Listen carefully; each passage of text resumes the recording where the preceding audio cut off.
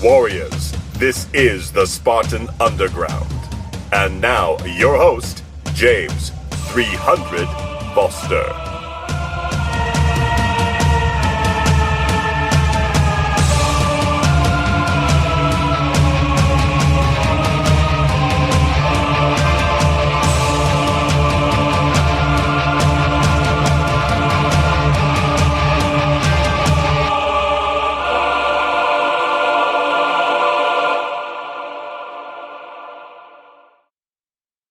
Wow, I feel like we came in a little hot with that intro. It sets a big precedence here for the podcast that I'm going to do my best to live up to. I want to thank Tony Torres for helping record the voiceover for that, and also Danny Thrasher for the awesome theme music. This is the very first podcast, guys. I'm really excited. I've got my friend Keith Owen on here. He's a third-degree black belt under Master Pedro Sauer. It's an awesome interview with a lot of great takeaways. The podcast itself doesn't have any official sponsors yet, so I'm open to applications for sponsors, but I would like to take a moment to thank some of my longtime sponsors. Show-You-Roll, the manufacturers of the best gis on the market. BJJ Library, some of the finest jiu-jitsu instruction online you can come by, featuring Professor Saulo Ribeiro and his brother Shanji Ribeiro, as well as a lot of guest instructors. A really awesome site. Tape Armor for taping your banged up fingers when you've been doing jiu-jitsu as long as I have. Kristen's Photo for your photography needs. She does a lot of different jiu-jitsu tournaments all across the U.S. Awesome stuff. Mission 22, helping into the war on veteran suicide. Noas Defions, another great organization, helping veterans and our servicemen and women. And the We Defy Foundation, another awesome one that really seeks out to help provide support for our veterans. And I'm really proud to have all of their support. And I really hope you guys enjoy the first podcast. Without further ado, here is Professor Keith Owen. I'm here with my good friend, the Rhino, Keith Owen. How you doing today, Keith? James, I'm fantastic, man. Thanks for having me on your program. Awesome. I'm honored to have you on here as one of my first guests. And why don't you give everybody a little information about your background, just for those out there who may not know who you are? Okay. Well, James, I've been studying jiu-jitsu for, 23, 24 years, a long time. I'm a third-degree black belt under Professor Pedro Sauer. Actually, it's Master Sauer. We always call him Professor, but he's an eighth-degree black belt under Hickson and Elio Gracie. So I'm very proud to be in his lineage. He's a great man, and I've been, studying it a long time, so... And this is a great honor to be your first guest. Well, I'm honored to have you here. And what got you into jiu-jitsu? Because I know you've been doing jiu-jitsu for a very long time, but you've also been in martial arts for a long time prior to jiu-jitsu. So kind of what made you make that switch to jiu-jitsu? Well, I was a black belt in Kung Fu when I first started hearing about this jiu-jitsu thing. I was reading Black Belt magazine, and there was an article from this Kempo black belt who challenged Hoyler Gracie to one of those Gracie challenge matches. And I read that, and I went, oh, wow, this sounds so awesome. Because at the time, my ground game sucked. And when I was doing Kung Fu, I didn't know anything, but, I was a big fan of pro wrestling, and I thought it was a lot of fun ever since I was a kid. And when I was doing sparring with people, I would, when they showed me their back, man, I would wrap my arm around their neck and then take them down, and then I would just automatically put my hooks in there, and I would make them give up. And it got to be so regular that my Kung Fu instructor got pissed at me and told me I couldn't do that anymore. That's funny. And so then when I saw this article, I was like, oh, wow, this is my missing piece of my game. I want to be able to know how to defend myself on the ground. And this was back in like 1993 when I saw this article. And so nothing happened. and this is going to get long-winded, James. I don't mean to, but the story I think is really awesome for my development. My job was I sold TV advertising, and I went into this electronics store one day, and I'm in there, and I'm just waiting for the owner, and out of the blue, man, just out of the blue, a dude walks up to me, and he looks at me. I didn't know this guy at all, and he looked at me, and he didn't know me, and he said, "Hey, have you ever heard of the Gracies?" And since I had heard that article, and he said Gracie, I said, "Yeah, man, I've heard of them." And he goes, "Hey, I have this VHS tape with all these fights on it. You want to watch it?"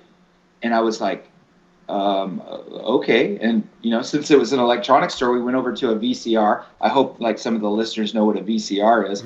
And I went over and we started watching this, and the Gracies were kicking the crap out of people, man. It was one fight after another, and they were putting the choke on that I was putting on in my Kung Fu class all the time. And I was going, holy crap, I got to learn this. And what it said to me was, when you are ready for something, it will make its appearance. And that's what this guy did. And so I said, "Hey, dude," and his name was Dean Heileman. And I said, "Hey, if I find out where to train, will you train with me and we'll start working on this?" And he said, "Absolutely, man. I want to learn this." So I started looking around, and I can't remember if the internet was even happening at the time. Maybe it was.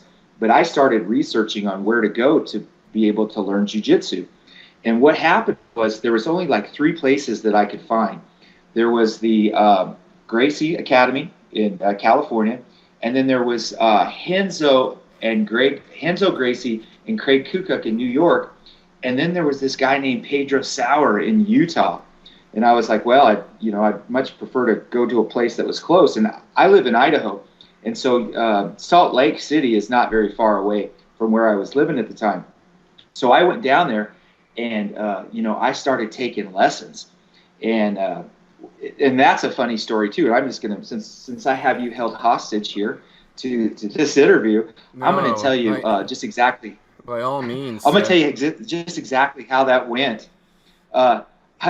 It was so weird. I gave him a call down at Academy, and I found out later on that the Academy was in this just Bolden Levitt Insurance Company. It was in the back of Bolden Levitt Insurance, and it was this room when they had mats, and they put mats down. And I had called up, and Professor Sauer wasn't in at the time, but there was this other guy there, and he was a brown belt at the time, and his name is Casaca Munoz. And Casaca Munoz now is like a 5th degree black belt or something like that. But he was a brown belt at the time, and I said, "Hey, I'd like to come down for some private lessons if I could, and I'll pay you." And he was like, "No, I don't have a lot of time." And so I'm on the phone begging him, "Please, just, I'll pay you money, whatever." And finally he agreed. And I said, "Oh, thank you very much, man. I totally appreciate that." So then at the agreed upon time, I went down there. I went to Bolden Levitt, and I'm waiting outside, and Professor Munoz is Brazilian, and he was on Brazilian time that day, and I didn't know, I thought, oh crud, he's not going to meet me here, and I was almost getting devastated. And then he just drives up, and he says, "Hey man, how you doing?" And we started talking, and then he started giving me the private lessons, and then we started grappling. This is the funny part. He's a small guy too, and I'm a black belt in Kung Fu, man. I'm a badass, and when I look back, I was simply an ass. But I thought I was pretty tough, James. Right. And so he taught me this stuff, and I was like, holy crap, this is so good. And then he said, "Hey, you want to grapple? You want to roll?" Okay, and I didn't really know what rolling was. I just thought we were wrestling. So, in my typical form of a new guy, I tried to kick his ass. I thought it was combat time. And, I'm about 230 pounds, 6'4". And so I thought, man, the cool thing about jiu-jitsu is I thought I was kicking his ass. Mm-hmm. I thought, oh, man, I'm doing pretty good. I'm kicking his ass. And then he taps me out with an armbar. And I was like, whoa, that was lucky. You got lucky, dude. And then I started grappling with him again, and then he puts a choke on me and taps me out, and then he just tapped me out like 97 times in a row. And pretty soon, my ego was humbled. I go, oh, Ski, I was going to cuss just now, but I was like, holy crap, I don't know anything. And this little guy was kicking the crud out of me. And I said, oh, absolutely, I'm taking this martial art. And so he was real cool, and I totally appreciate what he did for me. I just started coming down and taking classes. And then I met Professor Sauer. And man, the first time I met Professor, that I'll tell you, and to this day, he still is the same way. Very charismatic man, big smile, very loving, kind, caring man. And I instantly knew that I wanted to take lessons from this guy. I was like, oh man, you are the right fit for me. You're the guy that I really want to learn from. So I started, taking lessons from him. And so the very first class, and I want to mention this, the very first class I was in, we, learned a lot. I thought fantastic. And then we started that rolling thing again. And he goes, Keith, go against this girl here. And I can't remember what her name was to this day, but she had a blue belt. And I don't know why he paired me with this girl, but he had his reasons. And so I thought, okay, yeah, I'll go against her, just thinking again, I was this badass. And it wasn't more than 10 seconds, and she put me in an armbar and tapped me out. And she must have weighed like 120 pounds, 130 pounds. And she put me in an armbar, and right then and there I go, whoa, man, if it can work for a girl, it can certainly work for a big dude like me. Yeah. And so after that, I was relentless, James, about taking class. I was there all the time. And, I kind of lived far away, but I would spend lots of time in Salt Lake going to class. And it was on from there. And, I saw Royce Gracie fight in his first, or I guess it was the second one. I don't know, first or second one in UFC is what I'm saying. And, oh, man, when he put Dan Severn in a triangle, I just knew that, man, this stuff, if this little guy could beat up this big guy, this is something awesome.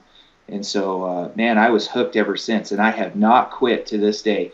In all these years, I've gone to jiu-jitsu, and I have gotten the crap kicked out of me so many times, I can't believe it. And Professor was the greatest in person to be teaching me, because he taught me that it's not about size and it's not about strength, it's about the technique. And ever since then, I have searched for the proper technique so that I could emulate that girl that tapped me out, that small framed person who could beat up on a big person, and to a certain extent, Kazaka Munoz as well. When he did that, I knew that. I'm so glad they tapped me out, because then I learned a valuable lesson that it wasn't really about being big, although being big helps, as you know. Right. But, the technique is what we're after. Well, so that's how I got my start. I was going to say it's just been a definitely an eye-opening experience. It's an eye-opening experience, absolutely. And then I went back to my kung fu instructor and started showing him some stuff, and he really liked it. I was thinking he was going to poo-poo it, but I think it was something that he liked too. And for one reason or another, not for my choosing or anything like that, he quit teaching. And so I just got the Gracie tapes too and started working those. And, they had those VHS cassette tapes from the Gracie Academy with Horion Gracie and Hoist doing their stuff too. And after he started winning, and then Craig Kuka, some VHS tapes, and I started working those along with what I learned at Professor Sauer's. And that gave me, and man, I want to say this too, James, I was beating the crud out of all of my, all the people that I was grappling with, I thought I was really good again, and that's a big mistake, because you're never really that good until you come along. And it was so new. Jiu-jitsu. I was teaching Dean, and God bless him. Dean went on to get his black belt through Professor Sauer as well, and he died of cancer. I don't know, about 10 years ago. And he was a great example. That dude trained even when he had cancer, so it was really a cool thing to see that this dude that met me at Mel Qualley's Electronics in Twin Falls, Idaho, to go on and get a black belt before he passed away. And so I felt it was the right time, man. I'm destined to do jiu-jitsu. Yeah, and that's really amazing. It's such a thing where I always tell people I don't believe there are any coincidences, that you ended up in that place and he had that tape and kind of helped set you on that path to your jiu-jitsu journey is pretty cool. it was ridiculous. It should never have happened, but yet it was. So now I'm always understanding that when you are ready, something will come into your life that will help you. And people will call it, I don't know, the secret. If you've ever heard of that, Right, yeah.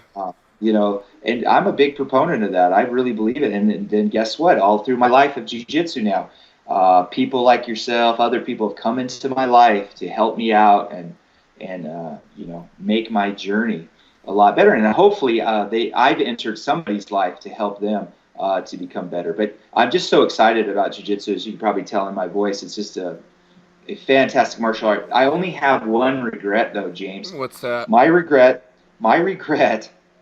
and was that I started when I was 24. I wish that I had started when I was 8 years old or something like that. And I look at guys today who are starting as young men and women, and boy, they just have a leg up on everything because they got to start it a lot sooner than I did. And so I wish I could go back in time and, maybe go to Brazil or something like that. But hey, it happens for a reason, and exactly, that's cool with me. So I understand a couple exciting things have happened here recently. You received your 3rd degree promotion not too long ago. Yeah, just like you, I'm a professor now, man. Can you believe that? That is awesome. Holy moly. I'm watching these videos going, oh, I can't wait until I'm a black belt, just like Royce Gracie. And now I'm a professor in jiu-jitsu. It's been, other than my wife and my kids, one of the finest accomplishments that, finest things that have happened in my life. So now, under Professor Sauer's association, you have to receive a 3rd degree in order to be considered a professor, correct? Yes. In a lot of associations, it's 2nd degree, but Professor Sauer, or Master Sauer, excuse me, I'll interchange those. It's 3rd degree. So, boy, it's a long haul in the Pedro Sauer Association, but it's great because I'm going to say this, I have never met a Pedro Sauer black belt that wasn't super detailed and a master in at least teaching jiu-jitsu and grappling too. I mean, but for the most part, what we represent in the Pedro Sauer Association is awesome instruction. And that comes down from professor as well, because we want to make jiu-jitsu is a serious thing, James, as you know. Definitely. And it's not to be trifled with, and it's not to be taken lightly, and it's not to be taught lightly. It is a wonderful, beautiful thing that we have to do. We have to go and give as much as we possibly can to give that knowledge to our students and make them masters as well. Definitely. It's like I say, there's no shortage of mediocre jiu-jitsu schools out there, so we have to be the ones who try to keep it strong and as close to the source as possible and keep that high standard going. Absolutely. And that's what I told my students. I say, hey, we when I'm long gone and you're teaching jiu-jitsu, I want you to keep the ideals and the fundamentals of Professor Sauer, of Rickson Gracie, and most importantly of Grandmaster Elio Gracie and Grandmaster Carlos Gracie as well.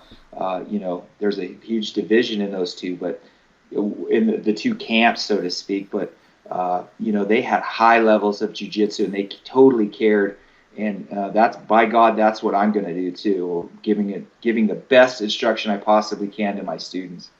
That's awesome. And along the same lines of talking about promotions, I understand you just promoted your first 3 black belts. Yeah, this is another thing that's been amazing to me, is that yesterday I promoted my first black belts, 3 of them, Tren Long, Matt Owen, and his son Dylan Owen. And these guys are, I think, man, I learn stuff from them all the time. And they've gone on, I'm primarily known as a self-defense instructor. Well, my black belts have gone on and just killed it in tournaments, man. They go to tournaments too and just, like Matt Owen's like a 5-time Grappler's Quest champion. He's just, Tren, and I think everybody will say this at my school, Tren Long is my best student that I have, and that guy is a freaking killer, and he's won lots of stuff too. And if you look on my wall, they gave me all their medals. That was nice of them. They gave me all their medals to put up, and I've got all these medals on my wall, and they belong to 3 people. and it's just a ton of them, and they've so I'm very proud of that fact that we can do self-defense as well as tournaments as well, and succeed at them. Yeah, definitely. So I understand that you just relaunched your bjjmoves.com website. Could Yes. maybe you tell us a little bit about that and kind of the direction that's going in? Well, at the risk of having a shameless plug right now, Go for it. I really I was big into the download video thing for a long time, and then I kind of moved away from that, and I decided, you know what, I'd like to relaunch BJJ Moves. That was my personal website, and I decided that I wanted to relaunch that. And the reason that I did was first to make some money, of course. They say that money is like blood. It's not the reason for life, but without it, life cannot exist. Right. That's never been far from my mind. So I got to make a living. But my whole focus in BJJ Moves is to get black belts who want to be known or who might want to do more seminars into the public eye. It's really hard. You tell me, James. I think it's really hard to get well known in jiu-jitsu anymore. There are so many black belts out there. There's so many sites, and there's so much social media that a lot of times it's hard for really, really good black belts to become known and get your name out there. And I was like, you know what? I want to make this site for, famous guys too, but regular dudes, regular black belts who have something to offer regular students to become better at jiu-jitsu. And so that's what I've done. And I appreciate you being on BJJ Moves too. The first person I thought of to be on BJJ Moves was you. I said, oh man, I'm going to have James Foster on there because, you're my friend, first of all, but secondly, you have great jiu-jitsu, and I really admire your instructor, Jiva.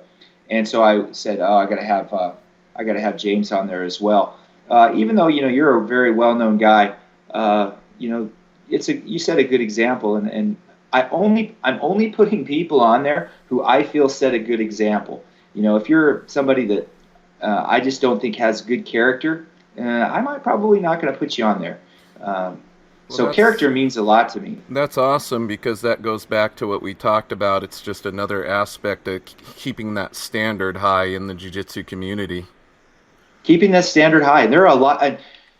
I don't want to hurt anybody's feelings by this, but there are a lot of people out there in the jiu-jitsu world who are a bunch of scumbags, and they're dishonest, and they don't set a good example. And I understand, tapping people out is important and being tough is important. I absolutely agree with that. But you know what? Having a good attitude and setting a good example is the other half of that component, because you're going to have lots of students, and I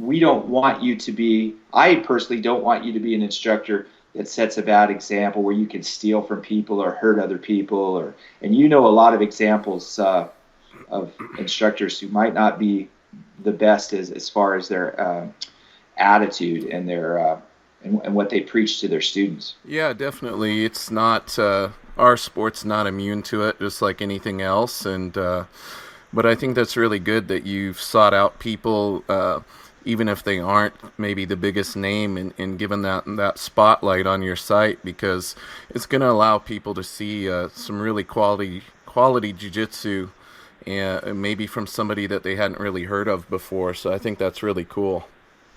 Yeah, and I really think that jiu-jitsu, there's so many instructors out there with so many neat tricks and tips that, especially that I've seen in these videos that are now on BJJ Moves, that, man, it's just exciting to learn.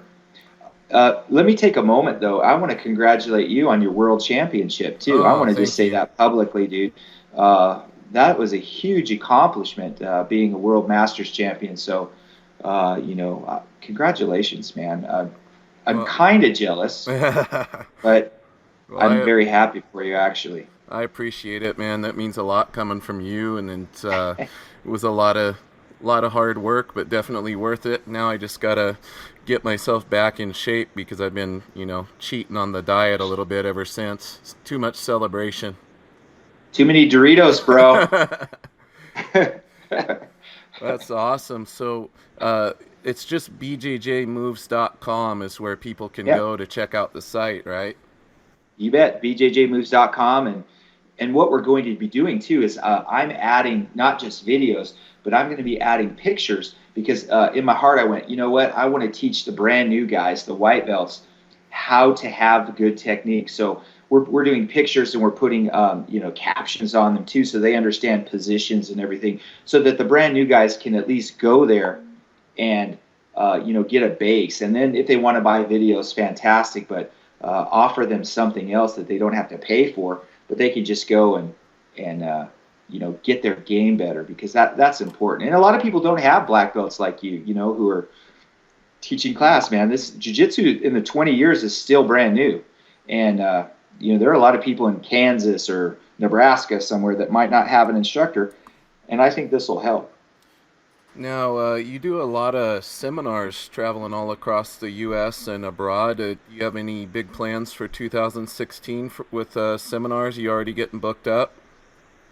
Man, I am getting pretty booked up. I still have lots of room, though. I mean, if people wanted to bring me out for a seminar, I have a Team Rhino association started this in January, and I offer free affiliation to people. And man, I cannot believe how fast that took off. I now have 20 affiliates, and these guys are awesome people. That's one of the first things that it takes to get into the Team Rhino Association. Just because it's free, I didn't want to. The idea that I had, and this might be a bad idea, but I don't care. The idea that I had is that there are a lot of people out there that want to start a school or want to get bigger. And maybe they can't afford a lot of the affiliation fees that a lot of these associations have now. Some people charge $200, $300 a month for affiliation dues. And I thought to myself, you know what? I don't want to do that. I want to make it easy to get in. The only thing that I really ask people to do is bring me out for a seminar. But also, you have to be a good character too. And I do background checks on people, and I get referrals. I don't know if that's the right word, but give me some numbers of people. Get some references to check in References, on them. You bet. And I'll call people up. I've done a lot of phone calling about people, because I don't want people who are want to take advantage or who are lying or making stuff up about what they've done in their life. Because we want Team Rhino to set an example and lead the way. And man, James, I've gotten 20 affiliates in 1 year, and so I'm kind of booked as far as seminars go. They're going to be bringing me out, and I've done a lot of seminars, as you do too, and it's pretty awesome. I hate flying though. Yeah, traveling. Yeah, if we could get the teleportation thing down, we would be good, right? I was just joking about that the other day. So, man, I can't wait till teleportation happens, where I can just teleport somewhere and not have to get on an airplane and deal with all the crap that you have to. So definitely. How can people book you if they wanted to bring you out for a seminar? Well, they can look me up on Facebook if they want to. And I really didn't come on here to say, hey, book me for a seminar. But if you want to, it's Keith R. Owen at yahoo.com. Keith R. Owen at yahoo.com, and look me up if you want to. And what I bring into my seminars and what I like to do is, I guess what I want to be known for is not the latest greatest moves that there are. And I have no problem with the berimbolo or X guard or anything like that. I know that. I practice it. I show my black belts. I'm into that, and that kind of goes against a lot of what self-defense guys do. But I love jiu-jitsu in its total, and I want it. I want to know everything about jiu-jitsu. And but what I bring when I go to seminars and what I see is, the average person doesn't want to learn the berimbolo. They want to know how to get out of side control bottom and what's the best way. They're still on. I see the great majority of people are still in that era of, hey, how do I get out of this? And I bring little details on making it easy to get out of side control bottom. Getting out of mount. And I all the time, James, I as well as you, I'm sure, get emails and Facebook messages from people going, hey, I used what you showed me at that seminar and it's been working great. In fact, just about 30 minutes ago, I got a Facebook message from a black belt who went to one of my seminars, and he was like, man, I can't believe how easy that move is. that you showed. And that's exactly what I tried to bring, on the line of like a Henry Akins kind of jiu-jitsu, where he shows the easiest ways, along with the Pedro Sauer, really. Right. I mean, it's Pedro Sauer jiu-jitsu. It's like, hey, man, let's make this easy and not have 57,000 moves that it takes to get out of something, man. If it's not one or two moves, I don't teach it, man. I want it to be easy. And that doesn't require a lot of athletic ability, because one day we're going to be 70, 80, 90 years old, and we're not going to have that same athletic ability. So we want to be able to, I liken it to, in the old Western where the guys are riding along and all of a sudden they come to a place where there's two cliffs, and they got to go through the pass, so to speak. And all you got to do is wait up at the top of the pass to get these guys, rather than, go out and get them. They come to you and you trick them into it and make it easy. And that's what we want to do in jiu-jitsu, is make it super easy to defend ourselves, first of all, but then go for a submission and not make it where you have to do 900 moves. I have no problem with moves that are super long, but man, when you're fighting somebody of your equal caliber, you only have time in your mind to do one or two simple moves. They're just not going to let you do 15 different things to get into place for your success. They're not out to help you, so got to make it easy. Exactly. Mentioned something earlier about self-defense and then more sport-based techniques. Would you agree that probably instead of putting labels to things, we should all be trying to train in everything that works versus getting into this labeling and saying you should do one or the other? I think you have the same philosophy as me on that, as far as we should be doing the stuff that works and not closing ourselves off to other opinions and other techniques and things. Isn't that interesting how we see this in jiu-jitsu? Like I said before, and I'm just going to be straight up, and I feel like a lot of times I'm not liked by a lot of people in the self-defense community, and I'm not liked by a lot of people in the tournament community, because they've labeled themselves this.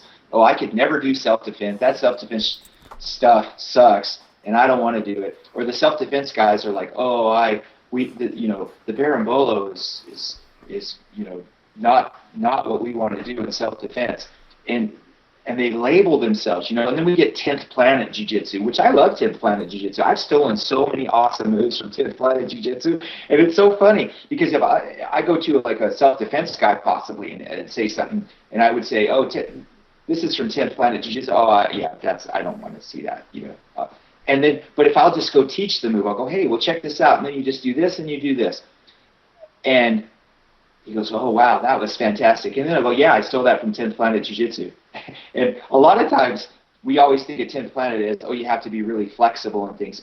And that's true, but they have a lot of little detail, cool moves that keep people in place, and it's really neat. You just take what you need from that. You just take it's like, hey, this is some food, take some, right? You don't have to have it all, but it's really cool, because when you show them those little moves and then tell them where you got it, then they're like, oh, wow. It opens up their mind. And I'm not a 10th Planet practitioner, and I don't necessarily agree with everything they say. However, I take what I need, and I take what I need from lots of different sport guys and a lot of self-defense guys, because I'm thinking about the students. I just want to make it easy for my students and other students to be able to grapple, not having to use strength and not having to use natural athletic ability. I want them to do the easy move that they're going to use to succeed. And quite frankly, James, I do not give a rat's ass where I get it from. And that's kind of, made me, I don't know, at least in my mind, we always think that, people give a crap about you, but, I kind of have taken some heat from that. But I always keep in mind one thing, they say when you're a young man, you do not care what anybody, or when you're a young man, you really care what others think, and you're trying to be like everybody else, right? And then when you get middle-aged, you don't give a crap what other people think.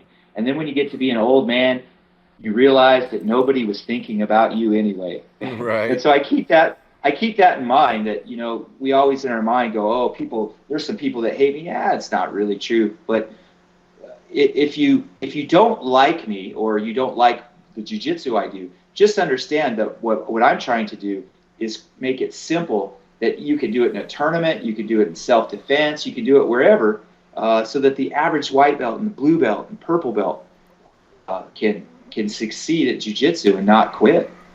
Wouldn't you agree that a lot of the labeling comes just from a marketing perspective of they're trying to say, oh, my way is the best way, as opposed to having that open mind and encouraging people to train in everything that works? Absolutely. Before I got into jiu-jitsu, I was taking, I have 2 other black belts, one in Kung Fu and then another one in Gong Fu under my instructor, Joe Cowles. And Sifu Cowles was a student of the late Bruce Lee. And it's really cool because I got to train with what Bruce Lee showed Joseph Cowles. And Joe was kind enough to show me. And he was always preaching.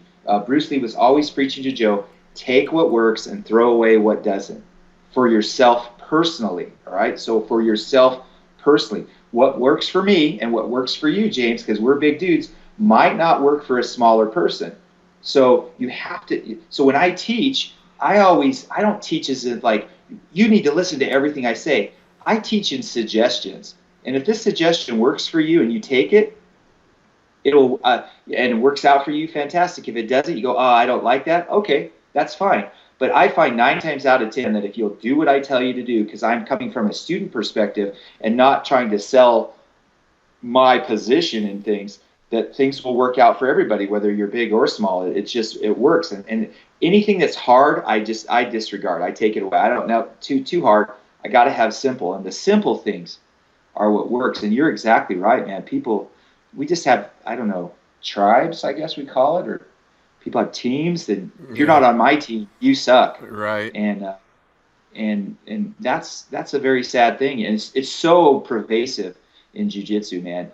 The instructor doesn't want to lose students and doesn't want to show his students that there are other people out there with great ideas. And my students come in and, well, let me say this, and I don't mean to just go on and on, but with YouTube, man, it doesn't matter where you're at, you can go watch videos. I mean, you can watch it on anything you want, man. You can see anybody that you want to see. And what happens is the instructor now, and back in the day, the instructor was like, he has total control over everything and everything he shows, because there was nowhere else to get that knowledge. Well, now you can just watch YouTube, pick up some stuff, and put it in your game if you want to. And the annoying thing, I think, for a lot of instructors is that you'll have your students come in and they're doing something that you never taught. Well, it's because they just picked it up off of a Ryan Hall video or something like that. And I want to say Ryan Hall's awesome. And you can pick up a lot of good moves from that dude. But as an instructor, you can't stop that.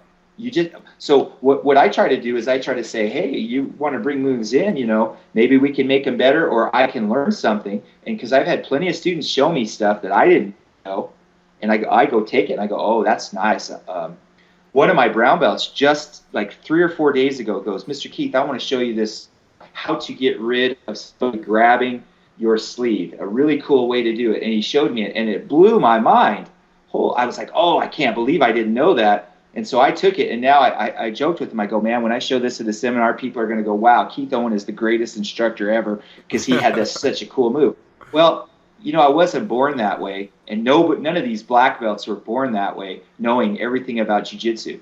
And I love how they pretend like if you aren't learning it from us and exactly what we teach, it sucks and you shouldn't do it. That's not true at all. They're learning all the time. They just want to protect their egos, and they're trying to minimize the influence of other people. And that shouldn't be, man. It's too late. The cat's out of the bag, man. You should, you as an instructor should foster, excuse the, I'm not trying to be pun here. You should foster the attitude that, hey, we're all trying to learn. And my students, I don't look at them as you are my student, and I'll tell you exactly. I'm trying to create, I like to call it mad scientists in jiu-jitsu who are experimenting and trying new moves and trying things that work for them. And I don't see that an awful lot, and that's sad, but I don't care, because I just want my guys to be awesome and know that they can add anything to their game that they want to. And you know what? Professor Sauer has been awesome at that. He has been totally supportive of everything that I do. And it's really cool because he's helped me to grow and to become a better jiu-jitsu instructor. But every time I go to a Professor Sauer seminar, man, he just shows some simple, easy stuff that just, again, blows my mind. And I go, wow, I can't believe that. It's like, for me personally, it's almost like, wow, I don't need another instructor if I have Professor Sauer close by me, because this guy just knows. And he wasn't born that way. He comes up with moves all the time. He's inventing stuff, and that's the cool thing. He's amazing, and I think a lot of that comes from having that openness and not trying to carry that mystique. I call it the black belt mystique. A lot of the instructors want to appear to their students as if they are invulnerable or they know everything, and they kind of close themselves off to that knowledge and really limit their overall growth in jiu-jitsu.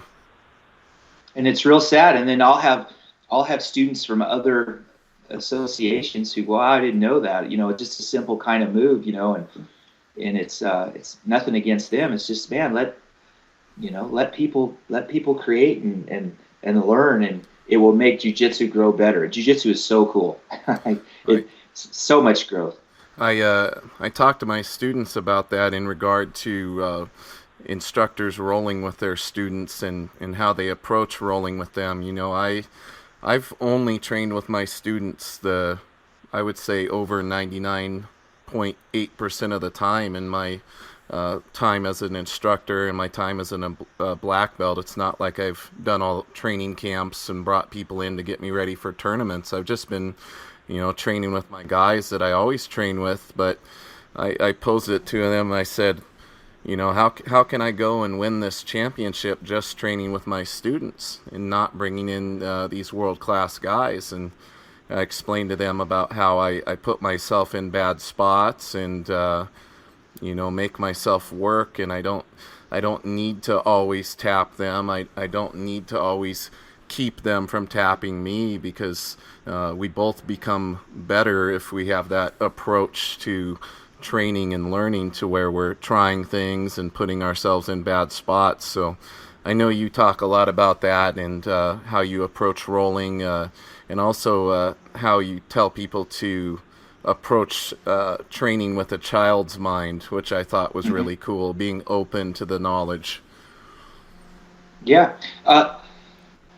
I enjoy rolling with you, James. Just to be honest, we've grappled a few times, and man, you're a huge dude, and I thought I was a huge dude, but it really puts me on my defense, and thank God that I've worked on my defense. Otherwise, I would be getting tapped all over the place.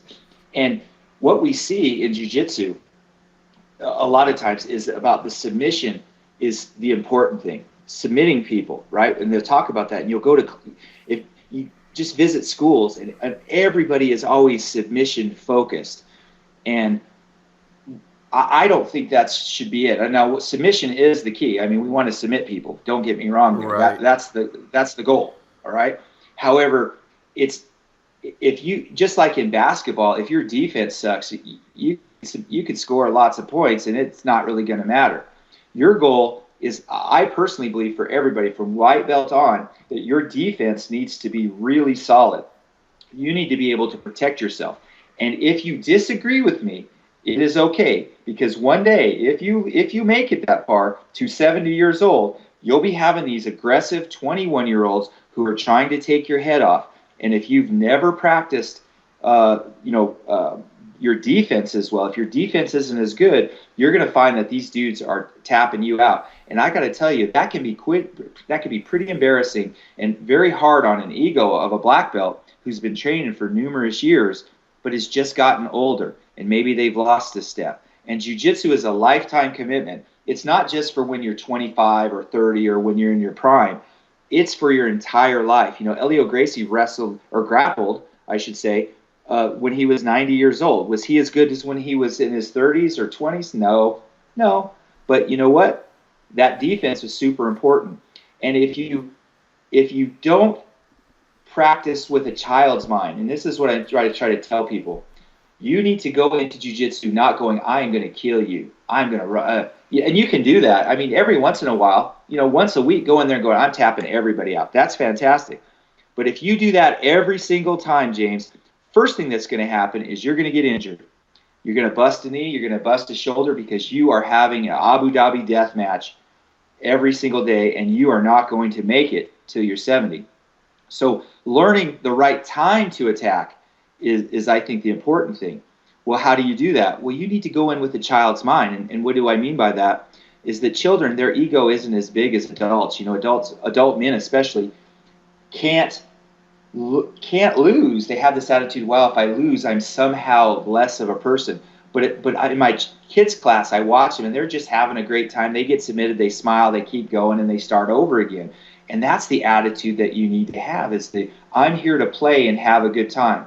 And you should spend a good quality of your time training and putting yourself in bad spots, especially at purple belt and above. And we could talk about blue belt and all of that. They might not just listen, but you know what? When you get to be a purple belt, your defense better be pretty good. I mean, it really is, because you're going to be going against higher brown belts and things like that, and you need to be able to defend first. But you also need to find the right time to attack, because most people go on, and Americans especially are bad at that, James. We go, right, attack. That's it. And then when you're getting tuned up, you just don't know what to do. You see that in MMA all the time, where not so much anymore, but I don't know, 5-10 years ago, guys would get mounted on an MMA, and then they couldn't get the guy off of them.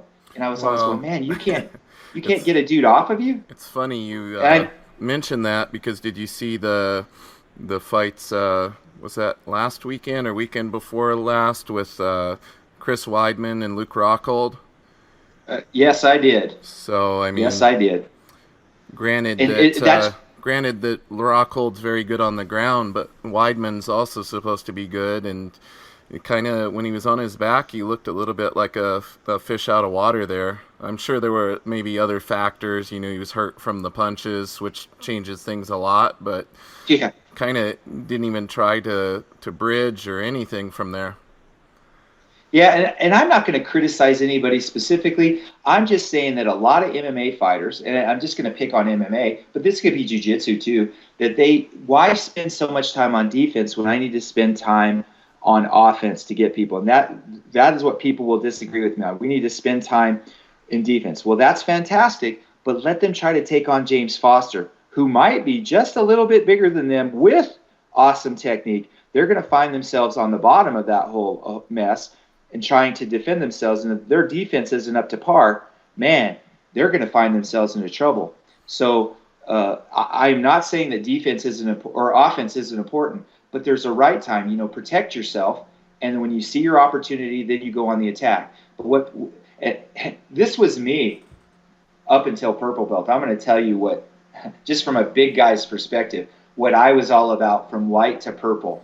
And granted, at the time, there wasn't a lot of jiu-jitsu out there, but I had it in my mind. And Professor, this is not his fault, because he would tell me, oh, be more defensive. Yeah, whatever, Professor, great. I'm going to go out there, and I'm kicking the crap out of people.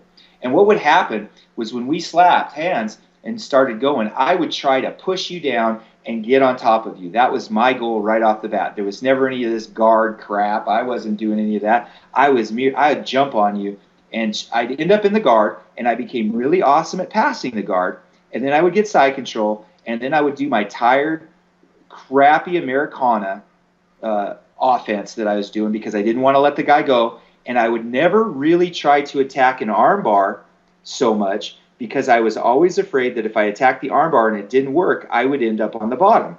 Right. And it was seriously, I'm just speaking for me. I know nobody else out there has that problem, but I was speaking for me that I would not go for that armbar, because I was so afraid that if I ended up on the bottom, it was just so hard to get back to the original on top. Yeah, I could armbar somebody from the guard. No way. And it finally dawned on me that I was a one-dimensional jiu-jitsu fighter. I was one-dimensional. I did the same old tired crap all the time. And what happens is, Professor always says that jiu-jitsu happens on the bottom. When you're on the bottom in the guard, working your guard, that's when you really know jiu-jitsu and where you get that hip movement going really well, that when you're on the top, you really have a well-defined hip movement so that you can attack the top. And I went, okay, I'm going to be on the bottom now. And from that point on, I am always on the bottom. People are always like, think I'm making fun of them because I'll just fall over and let you get on top of me. And they think I'm insulting them. But I always tell people, James, that the lucky guy is on the bottom. If you're on the bottom, that is where you're going to get the most benefit. And if I can sweep you or choke you out or do something from the bottom, great. But everything, for me personally, happens on the bottom game because I want my bottom game to be good because I'll tell you, man, having guys on top of you can lead to claustrophobia and not being able to deal with that. And you just want to quit. And now it's like, crush me down. It's okay. I've been through this 9,000 times. And I don't have that fear anymore of anything like that. And my bottom game has gotten pretty good. And I want to say I'm constantly evaluating myself in jiu-jitsu, even at my advanced age of 46. How can I get better? And, the other day I said, you know what? My guard game has gotten a little stale. I need to improve that. My side control game, side control bottom, I like it. I feel pretty comfortable with that, at least for the fact of not getting caught by anybody. But my guard game needs to be improved on. So therefore, I am going to be working my guard game a lot more to get it back to where it once was. But we big guys will be like, yeah, whatever. I'll do the bottom game some other time. I just want to win. And when you have that attitude in training that you just want to win, you're going to try to get on top and do that tired old crap. And out on the street, yeah, get on top. In MMA, you bet, get on top. But when you're in the academy, you should be having that, like I said, that child's mind and working your bottom game and having a good time and playing. And you will be so surprised. And you know this, so happy that you're able to kick people's ass without really trying. That is the coolest thing in jiu-jitsu, that people are looking at you and go, holy man, how did you do that to me? And I have no ego when it comes to getting submitted, man. People, if you're going to submit me, okay. But I put myself in bad spots. I can't believe how many times I have put myself in in somebody's armbar, just so I can work out of it. Oh, and sometimes I get caught, man. Yep, I get caught. Here. And I don't care. Keith Owen sucks, man. I rolled with him, and God, he sucks. That's fine. I don't care what you say about me. I know I'm just trying to work my game better against various people. And man, I've rolled with lots of black belts, lots of brown belts, and I love putting myself in bad spots with those guys just to see if I can get out. And it's cool because they have a hard time getting me, man. I think it's funny that a lot of times their ego won't allow them, or people's egos won't allow them to put themselves in those bad spots. And on the other side of the coin, their ego gets insulted if you put yourself in there, and they're like, hey, come on, man. Like, I'm not that bad. Why are you just laying down and let me get you in side control? And it's because we just want to go there and work. But they actually, right. Sometimes they legitimately get upset. I've had a couple visitors from out of town before, and maybe a brown or a black belt, and I just let the guy get me in side control so I could work my escapes, and he was like really offended about it. And I thought that was kind of funny. I completely agree. And maybe it's that we're professors now, and we see the real truth, and we don't have to prove anything, and we don't have that ego, and we know that we're getting older. But it's still pervasive in jiu-jitsu that it's all about the win, death matches every time. And then we wonder why the guys we train with are hurt and have to have that operation or whatever. It's because they just go, thinking that that's the idea. And it is, I'm not going to lie, but it's also about having a well-rounded game of submissions and escapes so that when you're grappling with somebody, they can't get you, but you can get them. And that's what we're trying to do. And then the reverse side of that, though, is if you work too much on your defense and not enough on your offense, then you become a guy that just never gets caught but never submits anybody. And now, I'm not saying that either. But I'm just saying that the most important thing is your defense first, and then when your offense. And so what I do personally is, as an older man, and I do not want to get hurt, man. That is my enemy. I don't want to go to class and get hurt. So one time a week, I go, in my mind, I go, okay, today's the day I kick everybody's ass. I don't give you credit if you're a white belt, blue belt, whatever, you're getting tapped out, and I try to go for it. But most of the time it's like, I just want to train light, have a fun time, not get hurt. And it works out great for me because I don't get injured too often, and I always, I want to say this, I feel like I'm rambling on, but I'm just excited, as you can tell. One of the things that I always do when I go to class, without fail, is before I start grappling, I say to myself, this could be the day that you get injured. I keep injury in the forefront of my mind, and because it seems like the times you get hurt was when you weren't prepared for that and you weren't thinking you were going to get hurt, right? You don't think about those things. Totally. But in your mind, I go, today's the day that I could be hurt. And when I think that, then I always protect myself at all times, because it's just real easy for someone to accidentally hurt you or do something. And I'm always thinking of myself, protecting myself. And secondly, I'm always protecting my partner.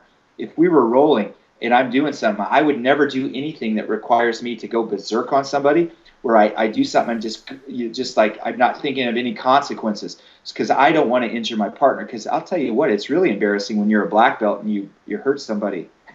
And, they look at you, why did you hurt me like that? Sorry, didn't mean to. But I just feel it's up to me to protect my partner too. Not everybody thinks that. They could care less in the school if they hurt their partner. They just want to win. And man, then they wonder why this guy doesn't come back and why he had to have surgery. Oh, it's just genetic weakness, and it's like they practice the Klingonian way of jiu-jitsu, right? You got to kill the guy in front of you to get his belt, and that's not the case at all. And there's a lot of people that'll disagree with me on that, because they'll disagree with me on a lot of things, but I find it works great, and it works for me, and it works for my students. And I know that in my school we have very limited injuries, knock on wood, and people aren't getting hurt. And it's great for me as a business owner, but it's also great for me as an instructor, because it means I'm teaching them the right way to do jiu-jitsu. And really, I'm teaching them the right way to do jiu-jitsu because we always have to assume that everybody is bigger and stronger than us. That's what I try to preach. And I know that when we go to tournaments, they're in our weight class, they're in our belt rank. And that's the difference between the tournament idea and the self-defense idea. We in self-defense always assume everybody's bigger and stronger. Well, when you do that, you're not going to have your way necessarily with a big, huge guy. And if so, they need to go to your school and roll with you. This 130-pound killer, I'll kill everybody, I'll tap everybody. And then he wonders why he just got squanched by you or me and can't move. Well, what are you going to do now, dude, when you're going against a big, huge biker guy out on the street who's so strong and wants to kill you? You might have some trouble there. Yeah. And so we want to. I always try to come from that attitude of that where everybody's bigger and stronger. And when you do that, the technique sets in, and then it doesn't matter that you're smaller or bigger or whatever. And I think kind of being bigger might be a detriment. I don't know. You tell me. It could be a detriment sometimes because we want to rely on bigness. Well, that's not. How do you teach that to a 130-pound, 110-pound girl? Yeah, it can be a detriment if you're big and you refuse to use technique or be technical or refuse to put yourself in the bad spots. It definitely can be a detriment to your game. Yeah, like I said, you're going to if you stay in jiu-jitsu and you're going to get to be 70, you're going to need your defense, man. You're going to need that because you're not going to be the same kind of guy. And Professor Sauer always tells me I don't know, he must have told me this 10 times, that he goes to Brazil and he sees black belts. They get their black belt, and then they get to be about middle-aged, 46, getting on there to 50, and then they suddenly retire from jiu-jitsu. Yeah, and they retire from jiu-jitsu because that purple belt, that 21-year-old purple belt's handing him his ass, and they get frustrated, like, how come this doesn't work?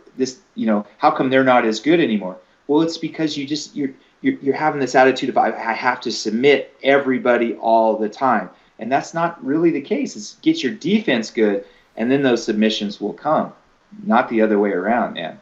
I think one of the most eye-opening stories that I heard Professor or Master Sauer tell was about how when he got his black belt, there was about 30 other people that received their black belts at the same time.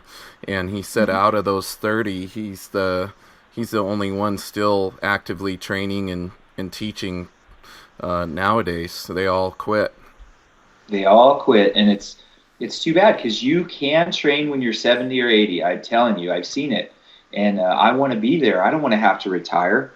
I don't want to retire. And I don't want people to go, oh, wow, he sucks as a black belt. If I'm 70 and you can't get me, okay, I'll take that. Yeah. You're this testosterone, purple belt 21-year-old kid going, I killed the master today. Well, bring that on, because you're going to have some trouble, man. I'm going to frustrate you at every turn, and then when I see my time, I'm going to get you. Yeah, exactly. Professor Sauer called. Go ahead. Sorry to interrupt you, James. No problem. Professor. I always call him Professor. If I were talking to him now, he's my professor, right? Yep. And he's not a professor. He's the professor. That's what we call him. And Master Sauer talks about the mousetrap. Do you see a mousetrap chasing after the mice? No. I mean, is it running after them? No. What you do with the mousetrap is you set it in the corner and put some cheese in it, and you just leave it there. And pretty soon the mouse comes along and he looks and goes, oh, this looks easy. Wow, this is a free meal. And he goes and smells the cheese, and then he goes and just takes a bite, and then all of a sudden the trap shuts on him. And when you're an older guy, you're going to need to be a mousetrap, instead of having this attitude that the mousetrap has to chase after the mouse, because you'll never catch a mouse, man. That's tough unless you lead it in with something, and that's what I think older people need to realize. If you're going to do jiu-jitsu when you're old, if you're not, you're going to be 21. If I were teaching MMA and I was saying, hey, you're a 21-year-old in a fight, I would just teach you how to go beat people up and go hard, and because I'm figuring you're not going to be around in about 5 or 6 years. You're going to get hurt, and I'm joking about that, but if you're going to be a master of jiu-jitsu, you have to learn those fundamentals and your defense, and get those awesome, and then you will have no problem in jiu-jitsu, that you can do it for the rest of your life without getting hurt. Yeah, and that's the goal. We want everybody to be able to train the rest of their life, and I think the ultimate goal for people shouldn't be what belt they're going to get, or necessarily just making it to black belt. It should be striving for ultimate mastery, like complete mastery of jiu-jitsu, which you and I both know none of us are ever going to attain, no matter how long we train. Yes. But I think that should be the goal, instead of placing so much weight on what color belt we are and how many people's butts we can kick. Yeah, well, you're going to be a black belt the longest, so don't worry. Just get good, and that black belt will show up, and then you'll be a black belt the rest of the guy that retires, because everybody's handing it to you. Right. What did you learn in jiu-jitsu? You didn't learn anything, man. You didn't learn jiu-jitsu. You just learned how to muscle people around and submit them. That's not jiu-jitsu. So one last thing I wanted to touch on here. I appreciate you staying on here for so long. I mean, this is all awesome stuff for people to hear. Hopefully some people get some good little gems to take away and actually start applying some of the things we've been talking about. How do you help a student?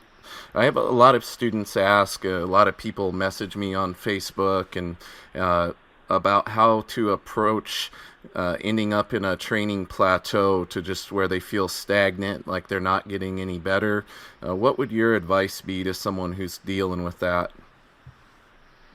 Well, welcome to jiu-jitsu, my friend, because I know as well as you do that plateaus are going to happen. I mean, you're going to have those happen to you. And I always get excited when I hit a plateau. Personally, it's a psychological thing. And plateaus, I believe, typically mean that something in your fundamentals is wrong. And you can see this when you're a purple belt and you just roll with white belts all the time. You're picking white belts to roll with. And you can get away with doing crappy things that aren't really going to work on higher belts. That what happens is you don't see that that's happening, and you don't have the finest technique, so you're just getting away with stuff. And then you go against somebody who's a higher belt, and holy crud, and then you're frustrated, like, man, how come I'm not really improving, especially against guys your own belt level. And if you're doing fundamentals right, if you look back and go, what are my fundamentals right? When I hit a plateau, and me personally, and I do, man, I hit a plateau, it's like, man, I need to get better here. I always celebrate it because and for some weird reason, I know that I'm about to make a jump up. But we always sit as a plateau like, oh, I'm down. Your brain is just rearranging things and you're going to jump up, I assure you. If you'll just come to class, keep working and work on those fundamentals, you will see that progress. You will see this. But what they're really saying is, oh, I can't sub people as fast as I want to. And, that's not really how jiu-jitsu works. Sometimes I always joke and say, sometimes you're the dog and sometimes you're the fire hydrant when you train. Definitely. And when you're the fire hydrant, you just go, hey, what am I doing? I got to look at my game. But I always think, man, that's exciting. I'm plateauing right now. I know I'm going to jump up. And you know what? I always do. I always do. Why? Because I come to class and I never take white belts for granted. I do everything perfectly against a white belt. And I always yell at myself if I do something that just I got away with it. You get away with it. I always go, no, that wasn't good technique. I'm constantly judging myself. And plateaus are going to happen. Deal with it. That's the ego thing. Quit trying to win all the time. Try to get better, and you will see it's going to happen. But it beats you, man. Jiu-jitsu beats you down. It rips out your ego, and that's why you see a lot of black belts who are very humble people. They know at any time they could get tapped out, even at a black belt level. They don't want to admit it, but it's the way it is. So. Rejoice in your plateaus, man. Just keep coming to class. Shut up and keep training. Get tapped out then. Work a position.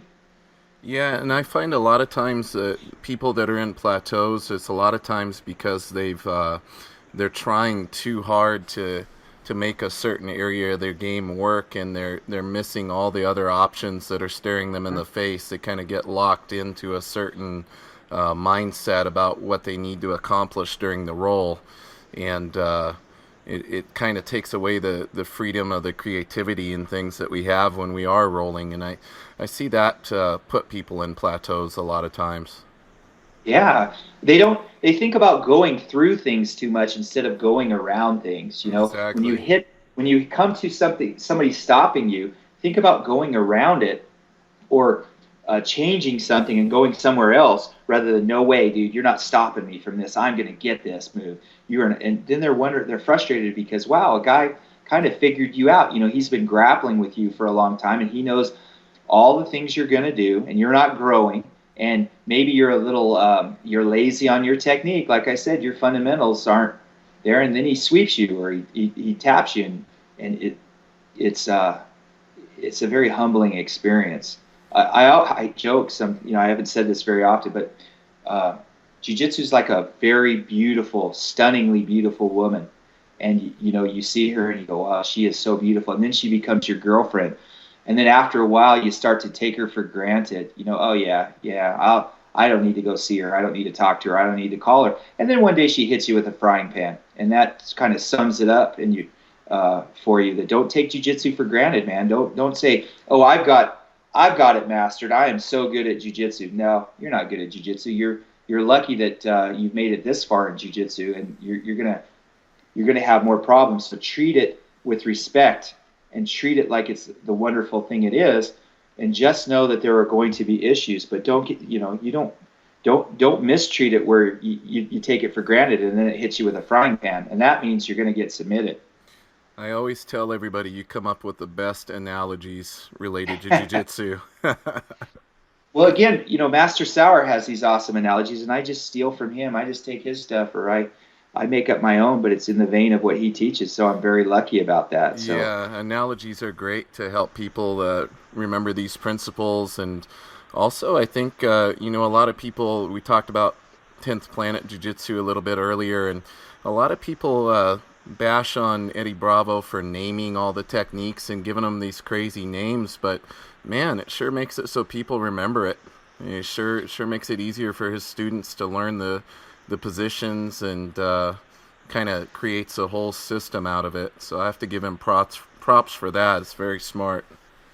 Try that in your kids' class. Just name whatever moves. Yeah, I do that. They love it.